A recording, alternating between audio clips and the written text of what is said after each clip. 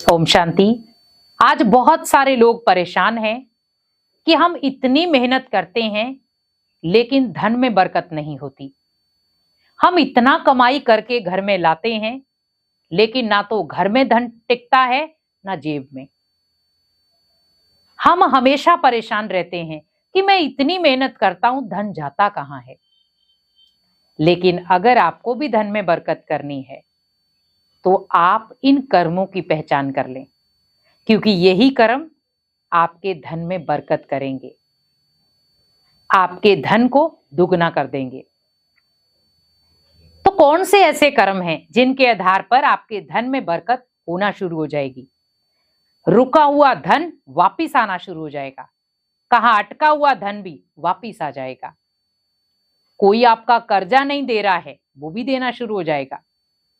लेकिन वहां पर आपको ये दो कर्म जरूर करने हैं, क्योंकि इन दो कर्मों के आधार पर ही आपका रुका हुआ धन, अटका हुआ धन या धन में बरकत नहीं हो रही है, सब होना शुरू हो जाएगा।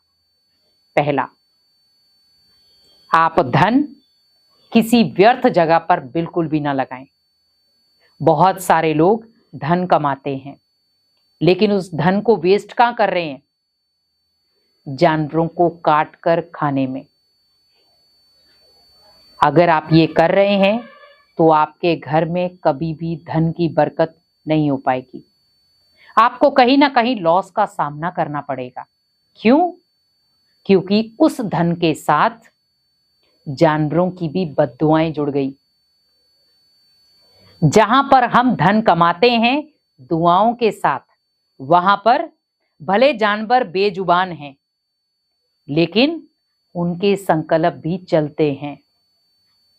आज आप देखें, आपके सामने ही कोई आपके बच्चे को मारे, आपको कैसा लगेगा? एक बार आप फील करके देखें। आप सामने खड़े हैं, आपके किसी ने हाथ और पैर बांध दिए हैं लेकिन वो आपके बच्चे को मार रहा है, कैसा लगेगा आपको? क्या आप बर्दाश्त कर पाएंगे उस सीन को? क्या आप उसे पॉजिटिव संकल्प देंगे? नहीं।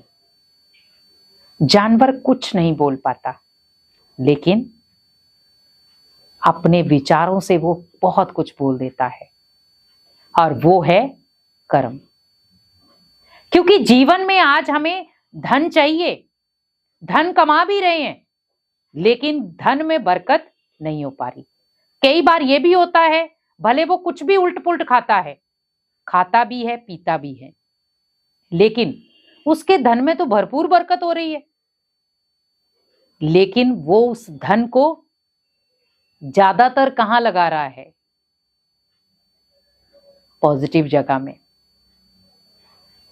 तो क्या हो रहा है कि वो कमा रहा है और साथ साथ में वो भगवान के साथ भी उतना ही कनेक्टेड है, क्योंकि उसे नहीं पता चल रहा है कि मैं क्या कर रहा हूं, किसको काट के खा रहा हूं। आप सोचिए, जब आपके बच्चे को ही आप देख नहीं पा रहे कि कोई मार रहा है, क्या वो जानवर देख पा रहा है कि आप उसके बच्चे को क्या कर रहे हैं? अगर एक जानवर के बच्चे को उस मां से या पिता से आप अलग कर दें, वो कितना चिल्लाता है, कितना रोता है, और हम तो काट के खा ही लेते हैं। सोचो हम कैसे बन गए इंसान। और हम कहते क्या है कि शरीर को ताकत देनी है, बॉडी को हेल्दी बनाना है। क्या आपको लगता है आपकी बॉडी हेल्दी हो रही है? आप जितना खाते जाएंगे आपके विचार उतने नेगेटिव बनते जाएंगे। आप 100% देखना, जो व्यक्ति गंदी मंदी चीजें खाता है, यहां पर मैं डायरेक्ट आपको कहूंगी, नॉनवेज, शराब, सिगरेट या आप कोई भी प्रकार के नशे करते हैं, आप उन व्यक्तियों के पास बैठेंगे, आपको वो पॉजिटिव बातें करते नजर नहीं आएंगे। उनके माइंड में खुद के प्रति भी नेगेटिविटी, परिवार के प्रति भी नेगेटिविटी, हमेशा वो गुस्से से, चिड़चिड़ेपन से बैठे रहेंगे। वो भले उनके धन में बरकत हो रही है, हमेशा धन खुशियां नहीं देता। धन खुशियां तब देता है जब आप अनेक आत्माओं से दुआएं लेते हैं। भले उसके पास भरपूर धन की बरकत हो रही है, वो व्यर्थ खा भी रहा है, व्यर्थ पी भी रहा है, व्यर्थ लड़ भी रहा है, लेकिन उसके पास फिर भी धन की बरकत हो रही है, तो वहां पर आप ध्यान रखें, आप उस समय का वेट करें जहां पर भगवान अगर उसे ऊंचाई पर लेके जा भी सकता है, धड़क से नीचे गिरा भी सकता है। और आपने देखा होगा कई बार व्यक्ति ऊंचे शिखर पर पहुंच जाता है और अचानक ऐसी कोई ट्रेजेडी हो जाती है कि उसे धक से नीचे आना पड़ता है। यह है कर्मों का खेल, जिससे कोई नहीं बच पाया। वो हमें लगता है कि भगवान बुरे लोगों का साथ देता है, अच्छे लोगों का नहीं। भगवान हम तो ऐसा कुछ भी नहीं खाते हैं, तो आप मेरे धन में बरकत क्यों नहीं कर रहे हैं? तो वहां पर आप ध्यान रखें कि उस धन में दुआएं शामिल कर दें। जब आप उस धन में दुआएं शामिल कर देंगे, वो धन में बरकत आना शुरू हो जाएगी। आप जरूरी नहीं है कि आपको डेली के 10,000 कमाने हैं या 1,000 कमाना है। आप अगर खुशी से 500 या 100 भी कमाते हैं तो भी आपके परिवार में खुशियां आ सकती हैं। और आप अगर दर्द के साथ, दुख के साथ, चिंताओं के साथ, टेंशन के साथ 10,000 भी कमाते हैं, तो जिसमें 5 या 6,000 आपका नॉर्मली नशे पत्ते में, उल्ट चीजें खाने में या आपकी शारीरिक बीमारियों में लगेगा, कितना बचा उसके पास भी? क्योंकि आज आप देखें, व्यक्ति के जितने महंगे शौक हो गए, उतनी शरीर में बीमारियां पैदा हो गई। आज आप देखें, जहां पर गली गली में हमारे घर हैं, पूरी गलियों में हमने अलग अलग प्रकार से, किसी का कहां मकान है, किसी का कहां है, लेकिन आज उसी एक मोहल्ले में एक हॉस्पिटल खोल दिया गया। क्यों? क्योंकि लोग अचानक कहां जाएंगे, तो हॉस्पिटल पास में आ गया। या तो आप मंदिर चले जाओ या आप हॉस्पिटल चले जाओ, फैसला आपको करना है।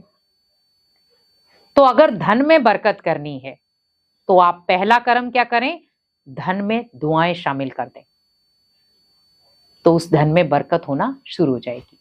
दूसरी चीज, धन को भगवान के अर्थ लगाएं। क्योंकि आप जिनको देखते हैं कि वो धन में उनके बरकत होती, भले वो कुछ भी करते हैं, पर उनका ज्यादा धन भगवान के अर्थ जाता है, पूजा पाठ में जाता है। इसीलिए भगवान को उसका रिटर्न देना पड़ता है मजबूरीवश, क्योंकि वो लगा रहा है। आप भले 1,000 भी कमा रहे हैं तो भी भगवान को 10वां हिस्सा अपना जरूर निकालें, क्योंकि वो 10वां हिस्सा क्या है कि भगवान नहीं चाहता कि वो बीमारियों में जाए।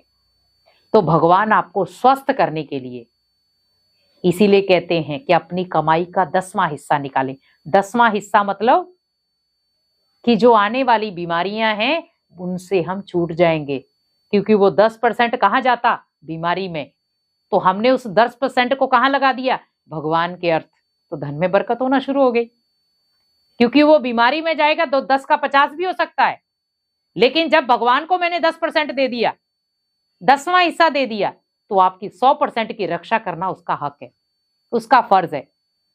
तो भगवान तब आपके धन की बरकत करेगा जब आप धन में दुआएं शामिल करेंगे और उस धन को 10वां हिस्सा भगवान के अर्थ लगाएंगे, तो आपके धन में बरकत होना इजीली चालू हो जाएगी। इसीलिए धन में बरकत करें और भगवान से बहुत सारी ब्लेसिंग्स लें। ओम शांति।